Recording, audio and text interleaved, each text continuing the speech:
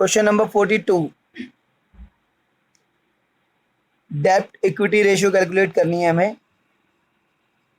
जिसका फॉर्मूला होता है लॉन्ग टर्म डेब्ट अपॉन में share holder fund. Long term डेब्ट में आप लोग 10% बोरोइंग्स 10% बोरोइंग्स को ले लीजिए और लॉन्ग टर्म प्रोविजंस 10% बोरोइंग और लॉन्ग टर्म प्रोविजंस, ये दोनों तो लॉन्ग टर्म डेब्ट में आ गए। और इक्विटी के लिए इक्विटी हमें कैलकुलेट करनी है, तो हम एक काम करते हैं, इसमें डायरेक्ट तो इक्विटी गिवन नहीं है, तो टोटल एसेट माइनस टोटल डेब्ट कर लेते हैं। 11th में जो अकाउंटिंग इक्वेशन का फॉर्मूला था, asset minus liability equals to capital. तो टोटल एसेट्स माइनस टोटल डेब्ट equals to shareholder fund. तो ये हमें जो फिक्स्ड एसेट्स गिवन है ये ग्रॉस है, इसमें से एक्युमुलेटेड डेब्ट लेस कर दीजिए, नेट फिक्स्ड एसेट्स, फिर नॉन करंट इन्वेस्टमेंट, फिर long term loans and advances और करंट एसेट्स, ये सब ऐड कर लीजिए। Total assets minus current liability minus 10% borrowings minus long term provisions, ये आपका हो गया टोटल डेब्ट। तो टोटल एसेट माइनस टोटल डेब्ट करेंगे तो आपका शेयर होल्डर फंड आ जाएगा, और लॉन्ग टर्म डेब्ट आप इन दोनों को ऐड करके निकाल ही लेंगे। नेक्स्ट क्वेश्चन पे आ जाते हैं। व्हेन डेब्ट टू इक्विटी रेशियो इज 2, तो डेब्ट इक्विटी रेशियो आपका 2:1 है, यानी कि न्यूमरेटर बड़ा है और डिनोमिनेटर आपका छोटा है।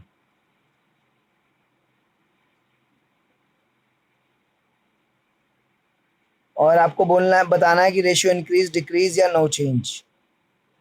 तो यहाँ पर आपको जो पॉइंट नोट करना वो ये है कि यहाँ पे न्यूमरेटर बड़ा है। सबसे पहले तो न्यूमरेटर बड़ा है और डिनोमिनेटर आपका छोटा है। क्वेश्चन नंबर है आपका ये 43।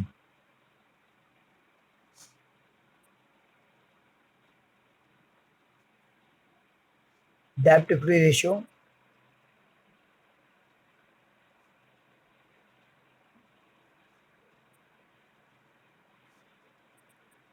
डेब्ट अपॉन में इक्विटी, और ये आपको गिवन है 2:1। तो आप अगर रिकॉल करो तो जब न्यूमरेटर बड़ा होता है तो सेम नंबर ऐड करने से रेशियो हमारा डिक्रीज हो जाता है, और सेम नंबर लेस करने से रेशियो इंक्रीज हो जाता है।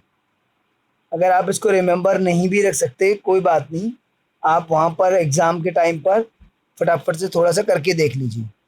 यहाँ पे +1 कीजिए, यहाँ पे +1 कीजिए, ये हो जाएगा 3/2 यानी कि 1.5। तो 2 से 1.5 हो गया, डिक्रीज हो गया, यानी सेम नंबर ऐड करने से रेशियो डिक्रीज हो रहा है, और सेम नंबर माइनस करने से रेशियो इंक्रीज हो जाएगा।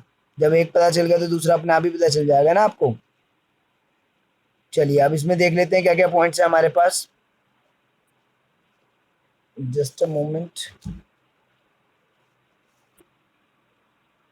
सबसे पहले पॉइंट आपके पास है इसमें,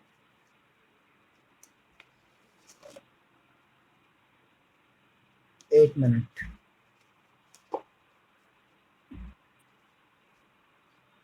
हाँ जी। तो फर्स्ट पॉइंट जो हमें गिवन है, sale of land, book value 4 lakh for 5 lakh. 4 lakh का लैंड 5 लाख में आपने सोल्ड कर दिया, तो डेप्थ पे तो कोई फर्क नहीं पड़ा आपका, डेप्थ तो एज इट इज रहेगा, लेकिन इक्विटी आपकी 1 लाख से बढ़ गई, क्योंकि आपने 4 लाख का लैंड 5 लाख में सोल्ड किया है, तो 1 लाख का आपको प्रॉफिट हुआ है, और प्रॉफिट जो है शेयर होल्डर फंड को इंक्रीज कर देता है, यानी कि डिनोमिनेटर इंक्रीज करेगा। सिर्फ डिनोमिनेटर ही इंक्रीज कर रहा है यहाँ पर।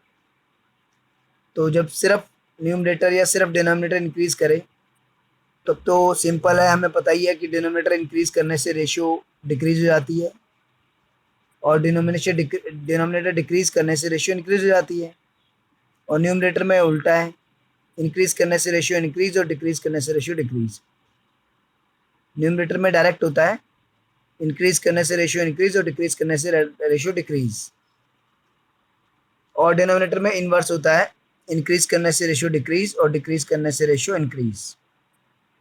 तो यहाँ पर डिनोमिनेटर हमारा इंक्रीज हो रहा है क्योंकि प्रॉफिट हो रहा है हमें 1 लाख का, तो डिनोमिनेटर इंक्रीज होने से रेशियो डिक्रीज हो जाएगा। तो जो फर्स्ट पार्ट है उसका आंसर होगा रेशियो डिक्रीज।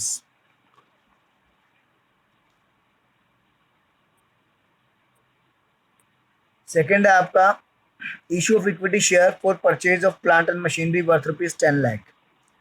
10 लाख की मशीनरी खरीदी है, बदले में इक्विटी शेयर इशू करें। डेप्थ पे कोई फर्क नहीं पड़ेगा, इक्विटी इंक्रीज हो जाएगी क्योंकि इक्विटी शेयर इशू करें आपने। तो अगेन डिनोमिनेटर आपका इंक्रीज हो रहा है तो रेशियो फिर डिक्रीज हो जाएगा। तो सेकेंड पार्ट में भी यही आंसर है आपका, रेशियो डिक्रीज। थर्ड पार्ट में आते हैं हम लोग, issue of preference share for redemption of 13% debentures worth ₹10 lakh.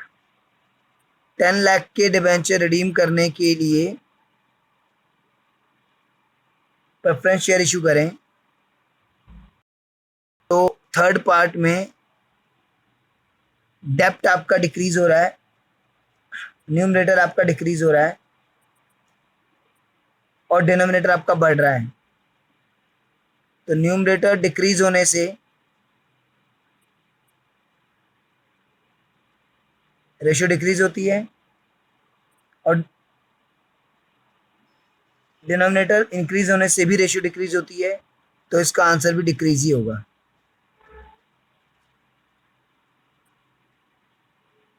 तो डिबेंचर रिडीम करने के लिए प्रेफरेंस शेयर इशू करें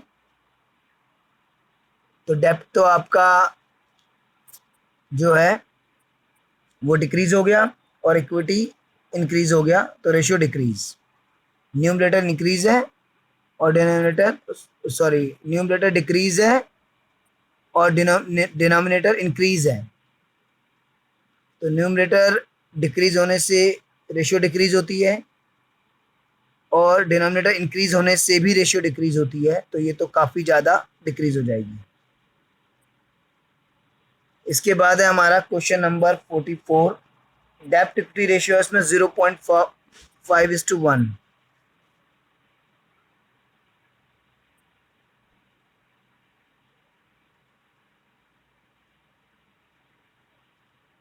तो यहाँ पे न्यूमरेटर छोटा है भाई, इंपॉर्टेंट पॉइंट ये है इसमें। और जब न्यूमरेटर छोटा होता है तो डायरेक्ट रिलेशन होता है, अगर हम ऐड करेंगे तो रेशियो भी ऐड हो जाएगी यानी इंक्रीज हो जाएगी, और अगर हम माइनस करेंगे तो रेशियो भी माइनस हो जाएगी। इसको आप करके भी कर सकते हैं। 0.5 अगर मैं ऐड करता हूँ तो ऊपर 1 हो जाएगा, नीचे 1.5 हो जाएगा, तो यानी कि 0.67 के आसपास आएगा, यानी इंक्रीज हो जाएगा। यानी ऐड करने से रेशियो ऐड हो जाएगा और माइनस करने से रेशियो माइनस हो जाएगा। जब न्यूमरेटर छोटा होता है तो ऐसा होता है। अगेन अगर आपको कोई डाउट है, एग्जाम में कंफ्यूज हो, तो आप करके देख सकते हो, कोई भी कंफर्टेबल नंबर लेके आप करके देख सकते हो।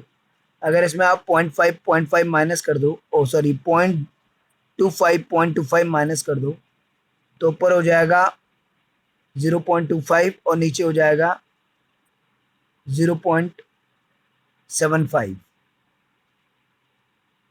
यानी कि ये हो जाएगा आपका 1/3। 0.25 अपॉन में 0.75, 25 अपॉन में 75, यानी 1/3। और 1/3 होता है हमारा 0.33 के आसपास, और ये 0.5 है। तो आपने देखा कि जब आपने माइनस किया तो रेशियो भी माइनस हो गया। तो ऐसे आप वहाँ पर अगर कंफ्यूज है तो एक एग्जांपल लेकर रफ में करके देख सकते हैं। फर्स्ट पार्ट है इशू ऑफ इक्विटी शेयर। जब इक्विटी शेयर इशू करेंगे तो डिनोमिनेटर जो है वो इंक्रीज हो जाएगा, क्योंकि डेप्ट इक्विटी रेशियो डेप्ट अपॉन में इक्विटी होता है, इक्विटी यानी शेयर होल्डर फंड। तो जब आप इक्विटी शेयर इशू करेंगे तो शेयर होल्डर फंड बढ़ेगा और डिनोमिनेटर के साथ इनवर्स रिलेशन होता है, डिनोमिनेटर बढ़ेगा तो रेशियो डिक्रीज हो जाएगा। तो इसमें रेशियो जो है आपका वो डिक्रीज है, क्योंकि डिनोमिनेटर इंक्रीज हो रहा है तो रेशियो डिक्रीज होगा। सेकेंड पार्ट है कैश रिसीव फ्रॉम डेटर्स। तो डेटर से जब हमें कैश मिलेगा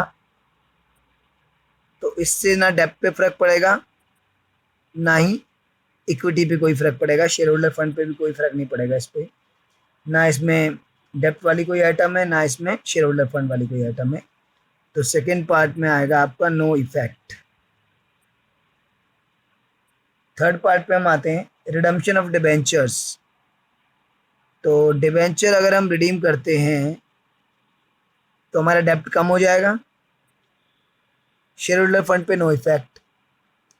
तो न्यूमरेटर आपका डिक्रीज हो रहा है, तो न्यूमरेटर डिक्रीज होगा तो रेशियो भी डिक्रीज होगा, क्योंकि न्यूमरेटर के साथ तो डायरेक्ट रिलेशन होता है भाई।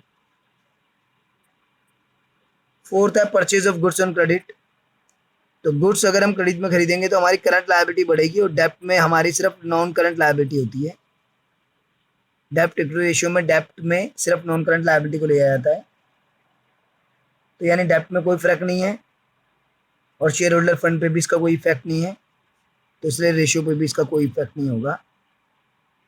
तो इस तरीके से भाई ये हमारा क्वेश्चन नंबर 44 कंप्लीट हो गया है।